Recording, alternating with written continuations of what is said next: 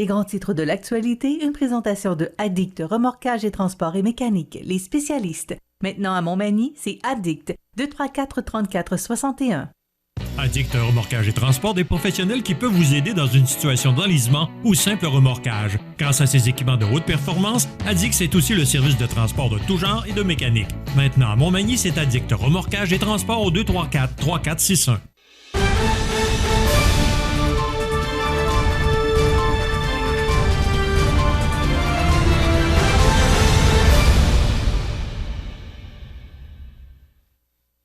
Donc, je suis ici au nom d'Isabelle Charret, la ministre qui est responsable du sport et du loisir, pour annoncer une excellente nouvelle, soit le projet de dôme multisport a été accepté. Donc, c'est plus d'1 million de dollars. 1 million de dollars à Montmagny, 32 % des dossiers acceptés. Qu'est-ce qui s'est passé, José? Bon matin. Premièrement, bon matin. Puis effectivement, c'est une excellente nouvelle, Michel. Le projet va se concrétiser officiellement à l'automne 2023, mais comme on a entendu notre député local en parler, les organisateurs, ceux qui étaient à l'origine du dossier, là, en l'occurrence la MRC, mais surtout le Centre de services scolaires de la Côte-du-Sud, ont réussi à avoir le montant nécessaire pour boucler le budget, pour qu'on réussisse à avoir notre dôme qui va emmener des gens de partout dans la région de Chaudière-Appalaches à Montmagny pour pratiquer des sports d'été l'hiver, notamment le soccer, baseball et compagnie.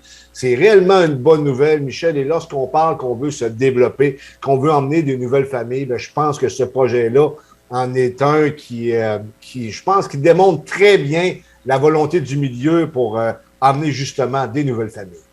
José, tu mentionnais que 68 % des projets n'ont pas eu une réponse positive dans l'enveloppe là, que le ministère avait à ce sujet-là? Absolument. Ça prouve une chose, c'est que le dossier a été très bien monté par les intervenants du milieu.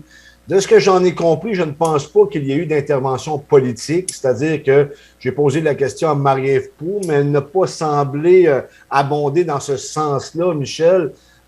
Par contre, effectivement, le dossier devait, somme toute, être très bien monté parce qu'on a réussi à avoir les montants nécessaires.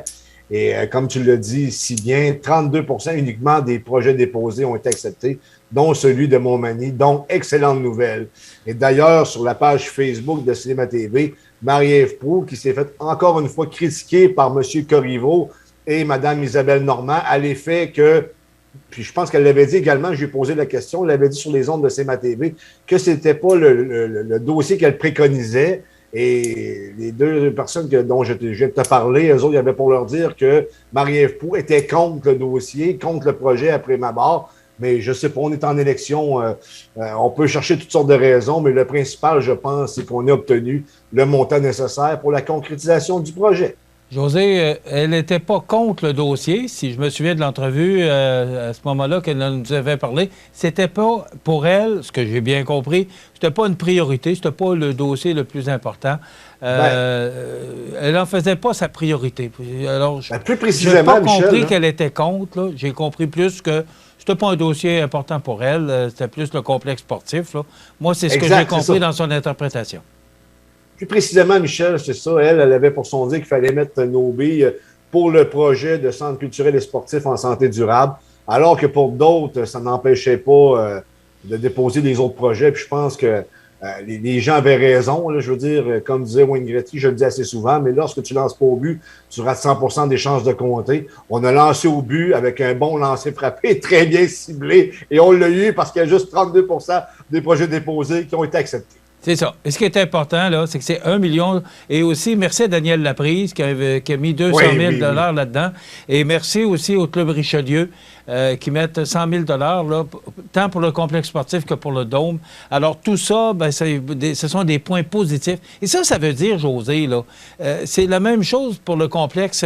Il y a près de 3 millions Desjardins pro-mutuels qui sont annoncés. Là. Et ça veut dire que le ministère, les gens qui étudient les dossiers, sont sensibles à l'implication de la communauté. Absolument, parce que c'est pas toujours uniquement au gouvernement de faire tout le travail. Et ça prouve également une autre chose, Michel, et je pense que tu vas être d'accord avec moi ce matin, c'est qu'on a des leaders locaux qui font vraiment un excellent travail, puis qui veulent, comme nous à CMA TV, que la région se développe. Parce que CMA TV, c'est pas uniquement juste parler des faits divers. Nous autres, ce qu'on veut comme entreprise, c'est que la région se développe. On veut faire partie des gens qui vont faire avancer la région. Et on n'est pas juste seul là-dedans. On fait notre travail à notre juste valeur. Il y en a d'autres qui font un excellent travail également. Et je pense qu'il faut le souligner ce matin. José, c'est près de 3 millions là, avec le dôme puis avec l'espace citoyen, là, le pavillon communautaire. C'est près de 3 millions investis dans la région depuis quelques mois. Là. Oui, mais on a des bons dossiers, Michel. Le dossier là, à la ville de Montmagny, ça avait été initié par le défunt maire, M. Langevin, et à Félix Michaud, qui est le directeur général de la ville, qui a piloté également le dossier à sa façon. Le nouveau conseil et tout ce beau monde ont travaillé dans la même direction, et aujourd'hui, on en voit le résultat. José, il reste 1 minute 15. Je veux t'entendre sur Michel Pagliaro. Moi, j'ai su qu'il n'y avait pas de band. Il était avec un guitariste. Alors, dis-moi, comment tu as trouvé le spectacle de Michel Pagliaro? Bien, ce serait peut-être le seul point négatif que j'aurais apporté ce matin, parce que moi, comme je te l'avais dit la semaine dernière, je l'avais vu jadis à Rivière-du dans une discothèque, là. Il y avait son band, puis c'était les classiques avec la batterie. Ça frappait plus fort. Là, aujourd'hui, c'était plus acoustique, c'est-à-dire vendredi. Et oui, c'était bien pareil. Il y avait énormément de personnes. Puis sincèrement, rapidement, là, on n'a pas à avoir honte de rien parce que je voyais, excuse-moi le terme, là, le setup là, fait. Là. On avait l'église Saint-Mathieu, Saint-Thomas, excuse-moi, qui était illuminée. Oui. On avait un beau coucher de soleil. C'était de toute beauté, sincèrement, Michel. Bravo à l'organisation d'avoir réussi à emmener Michel Pagliaro. C'était excellent, 8 sur 10, comme je t'ai dit. Le seul point négatif, c'est que c'était pas le band, mais bien seulement acoustique. Mais pour le reste, c'était excellent. Quelques gens me disaient d'avoir été un peu déçus, justement, parce qu'il n'était pas avec son bête. Merci, exact. José. On se reparle demain pour notre émission d'information sur la Côte-du-Sud. Entre autres, demain, on aura la dernière chronique économique de Mallette. Je vous souhaite de passer une excellente journée. À demain.